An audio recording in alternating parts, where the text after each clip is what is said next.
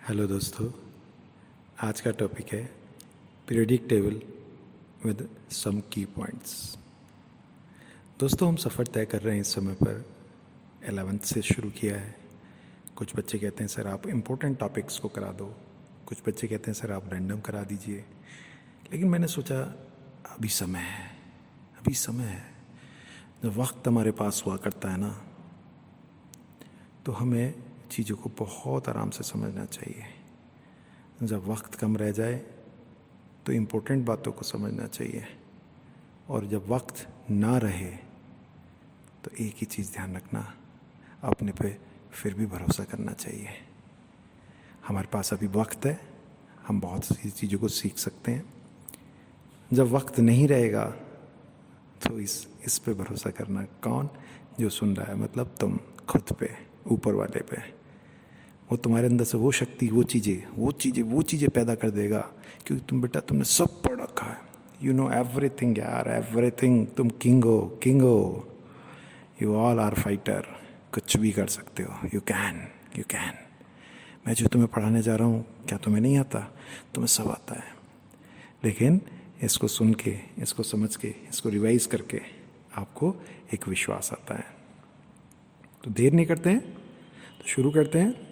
Hello दोस्तों, मैं आपका दोस्त दुष्यंत कुमार, बीटेक IIT रुड़की, हेल्यूज एजुकोर, एक प्यारा सा चैनल यूट्यूब पे, और एक हमारी प्यारी सी फैमिली, हेल्यूज फैमिली, जिसमें आप और मैं बहुत प्यारे से सदस्य हैं, जो हम आगे बढ़ रहे हैं, फाइट कर रहे हैं और जीतेंगे। दो ही मंत्र हमेशा रहते हैं, सीखेंगे या जीतेंगे, अल्टीमेटली तो जीतेंगे। अब मैं आपसे कुछ बातें करने जा रहा हूँ पीरियोडिक टेबल की। तो let's start with periodic properties. तो हम लेफ़्ट से बात शुरू करें, आंखें बंद करेंगे, ध्यान करेंगे। जैसे जैसे मैं बातें बताया जा रहा हूँ, आपको सभी कुछ पता है। You know everything.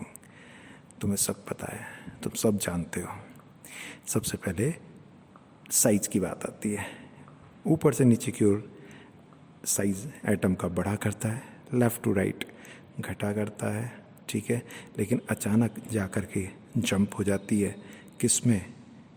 Zero group में। ज़ीरो ग्रुप वालों का 7th और 6th दोनों से बड़ा होता है, याद रखिएगा, भूलना नहीं है। फिर हम आयनिक रेडियस की जब बात करते हैं, तो आइसोइलेक्ट्रॉनिक के केस में more the number of protons less will be the radius, ठीक है। जैसे Al+3 और Na+3, प्रोटॉन किस में ज़्यादा है? एल्यूमिनियम में, तो उसकी रेडियस कम होगी।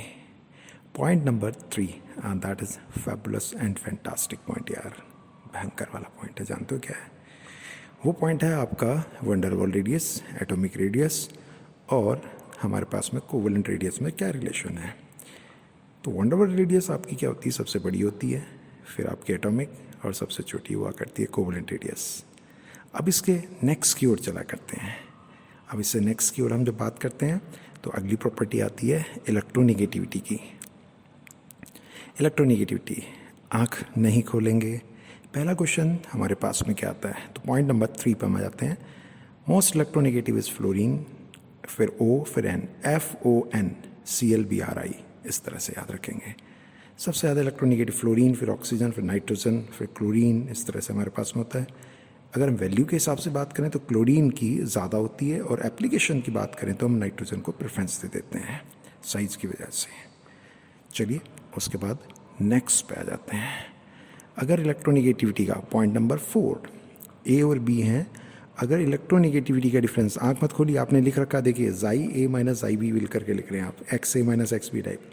अगर इलेक्ट्रोनेगेटिविटी का डिफरेंस 0 है तो प्योर कोवेलेंट बना करता है। इलेक्ट्रोनेगेटिविटी का डिफरेंस अगर हमारे पास में 0 से ज़्यादा, 1.7 से कम है, तो पोलर कोवेलेंट बनता है, जैसे HCl। प्योर कैसे होगा? जैसे H2। इलेक्ट्रोनेगेटिविटी का डिफरेंस अगर 1.7 के बराबर है, 0 से ज़्यादा 1.7 तक हमारा हुआ पोलर, 1.7 के बराबर है तो 50% आयनिक, 50% कोवेलेंट। और अगर ये डिफरेंस बहुत ज़्यादा है तो मेनली आयनिक बना करता है। क्या आगे चलें? ओके, चलते हैं। देखिएगा, एक चीज़ को ध्यान रखिएगा, जब भी हम किसी कंपाउंड को लिखते हैं तो वहाँ इलेक्ट्रोनेगेटिविटी का बहुत बड़ा रोल होता है। तो coming with point number 5, electronegative हमेशा राइट साइड में लिखे जाते हैं और नाम भी उन्हीं के अकॉर्डिंग हम रखा करते हैं, जैसे Cl2O और F2O। ऊपर वाला Cl2O ऑक्साइड है क्योंकि ऑक्सीजन ज़्यादा इलेक्ट्रोनेगेटिव है, लेकिन नीचे वाले में F2O आपने लिखा देखो, F2O ज़्यादा इलेक्ट्रोनेगेटिव कौन है? फ्लोरीन। तो ये क्या है? एक फ्लोराइड है। Is this clear? क्या हम आगे बढ़ें? चलिए point number 6, that is very very important point, बहुत इंपॉर्टेंट पॉइंट है। क्या है?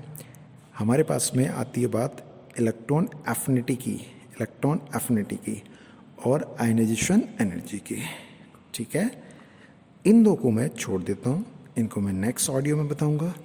उससे पहले एक शानदार, बहुत ही शानदार मैं टॉपिक उठा लेता हूँ, that is hydrated radius, hydrated energy, mobility, conductivity. That's it. सीधी सीधी बात है, अगर हम किसी आयन का Q/R ज़्यादा लेते हैं, मतलब उस पर चार्ज ज़्यादा है, रेडियस कम है, फिर से समझिए, Q/R अगर उसके ऊपर चार्ज ज़्यादा है, रेडियस कम है, तो वो पानी में जाने पर साइज़ को बढ़ा लेता है। कैसे?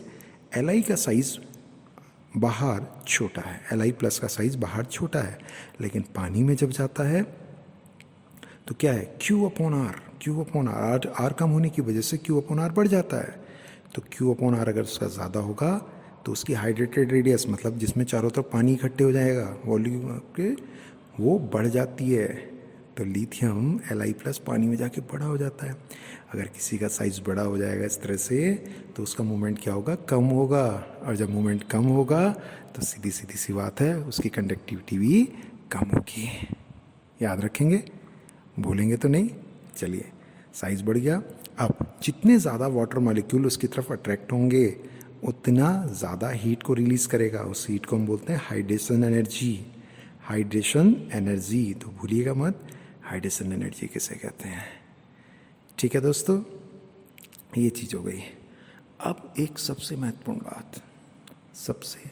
बात वो क्या है कि हम जब भी सारी प्रॉब्लम्स को करेंगे तो कंडक्शन उसका ज़्यादा होगा जिसका साइज़ पानी में कम है। क्योंकि Li का साइज़ बड़ा है तो उसका कंडक्टिविटी क्या होगी? कम होगी। मोबिलिटी क्या होगी? कम होगी। ठीक है, सीजियम की मोबिलिटी और कंडक्टिविटी ज़्यादा होगी। इसी तरह से लेफ़्ट से राइट की ओर चलते हैं तो चार्ज बढ़ता है, और चार्ज बढ़ने का मतलब है फिर सीधे सीधे हाइड्रेटेड रेडियस का बढ़ना। तो लेफ़्ट से राइट में भी हाइड्रेटेड रेडियस बढ़ा करती है। ठीक है, तो आज मैंने 6 पॉइंट्स में आपको ये 3-4 इंपॉर्टेंट पॉइंट्स बताए। नेक्स्ट ऑडियो में मैं आपको आयनाइजेशन एनर्जी, इलेक्ट्रॉन एफिनिटी और लेंथेनाइट एक्टिनाइट के कॉन्सेप्ट्स, ग्रुप पीरियड्स, इनके बारे में ज़रूर बताऊंगा। तो मुझे उम्मीद है आपको कॉन्सेप्ट पसंद आ रहा होगा। आप इस ऑडियो को उन सब बच्चों तक ज़रूर शेयर करिए जिन्हें इस समय उनकी नीड है। इसको डाउनलोड करिए, व्हाट्सएप पे ले जाइए, और इस कोरोना के समय में आप कुछ अगर कर सकते हैं उन दोस्तों के लिए, उन लोगों के लिए जो परेशान हैं कि हम कैसे करें, तो उनको इस ऑडियो को ज़रूर भेजिए। ये फ़ायदा अगर नहीं देगी तो ट्रस्ट मी, नुकसान तो बिल्कुल भी नहीं देने जा रही है। और दोस्तों एक चीज़ ध्यान रखिएगा, सैटरडे को मैं किसी पढ़ाई की बात नहीं करूँगा, सैटरडे को मैं आपसे आपकी बात करूँगा। ठीक है, तो मैं आपका दोस्त AR दुष्यंत कुमार, हेल्यूज एजुकोर वाले हम तो, और हेल्यूज एजुकोर वाली फैमिली। ठीक है, तो उम्मीद करता हूँ आप लोग इसे शेयर करेंगे, अपना बेनिफिट लेंगे और एक बहुत शानदार फाइटर बन के उभरेंगे। मेरी तरफ से आपको हमेशा एक ही चीज़ आती है, बहुत बहुत शुभकामनाएं। Wish you all the best यार।